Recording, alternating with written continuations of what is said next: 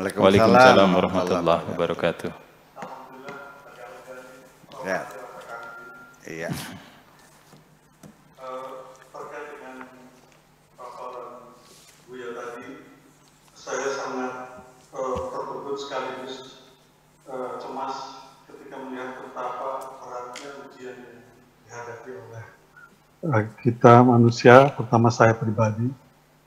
Karena yang saya alami memang antara ujian dan kemampuan untuk keluar dari ujian itu, skornya itu untuk saya pribadi sangat rendah karena Skornya. ya artinya apa namanya berusaha mengelak dari kanan, diserang dari kiri, diserang dari kanan, begitu seterusnya. Tetapi setelah akhir-akhir ini saya bertemu dengan Buya dan Buya mengingatkan untuk jangan menyerah dan jangan menyerah. Alhamdulillah rasa khawatir itu sedikit demi sedikit menjadi muncul keberanian. Tapi di bulan puasa ini keberanian itu kembali goyah.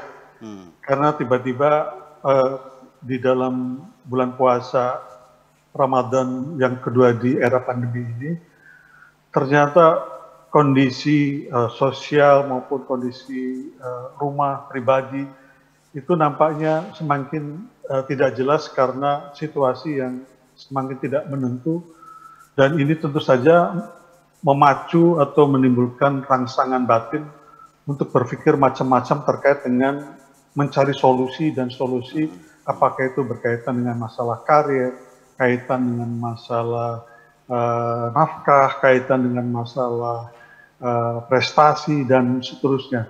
Yang paling mengerikan ketika berhadapan dengan masalah keselamatan yang ternyata ini juga masih terus menjadi diskusi di era pandemi COVID-19. Yang ingin saya tanyakan kepada Buya, di dalam mengambil hikmah bulan puasa di era pandemi ini, khususnya ketika kita mengalami deraan cobaan yang multidimensional ini, kira-kira apa yang paling tepat untuk dikedepankan sebagai tameng untuk menghadapinya? Demikian Buya, mudah-mudahan Buya bisa memberikan arah yang bagi kami semua. Terima kasih. Ya, terima kasih untuk Kang Embi Senur, dan selanjutnya saya kira langsung saja. Iya, jadi pada akhirnya mah begini, tidak salah orang bersalah, ya, tidak tercela orang yang melakukan kekeliruan, karena kesalahan, kekeliruan, dosa-dosa itu sifat melekat pada diri manusia. Jadi yang saya banggakan bukan orang yang tidak berdosa, dan mustahil terjadi ada orang yang tanpa dosa gitu.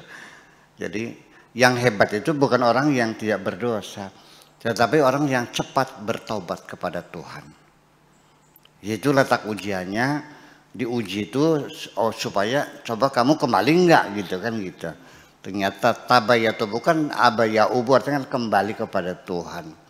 Jadi ingin saya jelaskan untuk menyejukkan hati kita yang sedang menghadapi kondisi yang sama dengan Pak Embi, bahwa sesungguhnya Allah sendiri tidak ingin mencilakakan kita, menguji kita itu untuk membedakan mana emas dan logam mulia dengan logam dalban, apa namanya?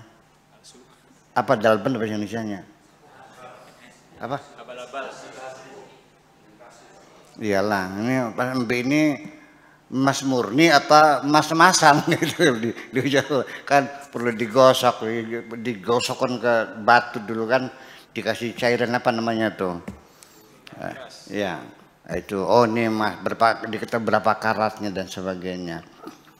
Nah itu Allah menjanjikan bahwa makanya kita dalam hidup ini jangan bertujuan, jangan punya keinginan bagaimana caranya hidup tidak melakukan dosa. Jangan berpikir bagaimana mengurangi dosa, menghilangkan dosa, tidak berdosa, percuma. Karena iblis sendiri ketika meminta izin untuk menggoda kita, itu mendapat izin dari Tuhan. Jadi legal lah, jangan nyalakan iblis. Iblis itu legal, dapat punya SIM. Saya tanya, iblis lu ngoda gue? Iya. Mana surat SIM-nya? Ada. seizin Tuhan itu dulu. Nah itu makanya. Jadi sengaja disitulah game ya. Ya. This the really game, permainan yang betul-betul real pada waktu itu. Diizinkan oleh Tuhan menggoda. Setelah iblis mengatakan qala fa bi'izzatika la ughwiyannahum ajma'in, tetapi ada yang satu dikecualikan, yaitu illa ibadaka minhumul mukhlasun, kecuali orang-orang yang mukhlas. Nah, orang yang mukhlas itu yaitu orang yang sudah mampu memproklamirkan rohnya bahwa aku ini bukan jasad, ya, bahwa aku mampu menindas jasadku yang membelenggu diriku ini. Nah, malah justru bulan puasa ini Mas Ambi adalah ada peluang dari Allah kepada kita untuk menampilkan rohani itu. Karena ketika kita sedang tidak makan, tidak minum, disitulah rohani kita muncul, maka dapat kita rasakan ketika orang puasa. Sholat malam 23 rakaat, lalu baca Quran sampai jam 12 malam. Padahal orang puasa lesu nggak badannya? Dahaga nggak? Lapar nggak? Kok bisa sholat setiap malam 23 rakaat plus ditambah baca Quran jam 12 malam? Mari kita buktikan. Anda Pak Afkar makanlah minumlah yang kenyang. Bisa nggak setiap malam sholat 23 rakaat? Sanggup nggak? Kenapa? Disitulah kemunculan rohani. Roh itu muncul. Di dalam bulan puasa kita punya kepedulian sosial, kedermawanan kita muncul semuanya. Ketika mendengar ada tetangga yang tidak punya beras dan belum masak, dapurnya tidak pernah berasap, kita bisa menangis kok. Sejauh itu kepedulianmu. Setiap tamu datang ke rumah kita hormati dengan segala macam hidangan. Kenapa kepedulian sosial itu begitu masuk Syawal bubar hilang lagi, kikirnya muncul lagi? Kenapa? Nah disitulah karena rohani kita tertindas. Nah, jadi bagi saya apapun kesulitan yang kita hadapi, satu pertama jangan menyalahkan Tuhan sama sekali. Tetap saja langkah awal kita katakan wa idza asabatu musibatun qalu inna lillahi wa inna ilaihi rajiun, bahwa kita ini semuanya adalah milik Allah, diuji oleh Allah, ya, ditimang oleh Allah, dikasih hidup oleh Allah, semuanya dari Allah, dan nanti pada akhirnya kita akan kembali kepada Allah. Makanya senggakannya tembangannya ku inna lillahi wa inna ilaihi rajiun, bahwa kita kembali kepada Allah. Nah, kemudian yang dibolehkan adalah bukan menyesali, bukan meratapi, tapi berpikir mencari solusi. Dan selalu bergantung pada Allah, minta bantuan kepada Allah. Sebab yang ditunggu, Allah sengaja memberi ujian kepada kita, karena Allah rindu, ingin mendengarkan mulutmu memanggil-manggil namanya. Betapa Allah itu menguji kita. Kok malas, panggil dong namanya, panggil ya Allah, tolonglah kami, kan begitu. Sampaikan dari lubuk hati yang paling dalam. Percayalah bahwa semua ujian tidak selamanya. Fa inna ma'al usri yusra, itu dalilnya. Ini orang salah menerjemahkan, sesungguhnya setiap ada kesulitan pasti ada kemudahan. Bukan begitu maknanya. Ini ma'a. Ma'a itu bersama. Inna ma'al usri yusra, ma'a, bukan ba'da. Kalau ba'da sesungguhnya setiap ada kesulitan, kemudian setelah itu muncul kemudahan. Kemudian kesulitan dulu, setelah itu kemudahan, itu namanya ba'da. Ini ma'a, inna ma'al usri yusra.